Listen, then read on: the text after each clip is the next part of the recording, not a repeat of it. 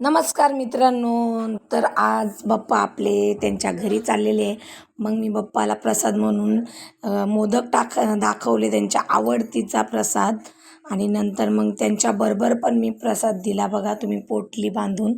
आणि नंतर मग बाप्पाचा माझ्या भावाने तांदूळ टाकून त्यांना हलवून घेतलं, त्यांना पूर्ण घरभर फिरवलं आणि बाप्पाला घराच्या बाहेर निघाले बाप्पा. नंतर मग रिक्षामध्ये बघा बाप्पा चालले त्यांच्या गावाला.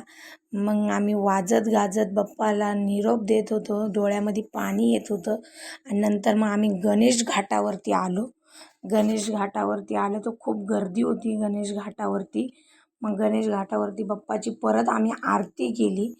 आरती केल्याच्या नंतर बाप्पा सगळ्यांना निरोप घेतला बाप्पांनी पण, आणि आम्ही पण सगळ्यांनी निरोप घेतला आणि बाप्पाला विदा केलं.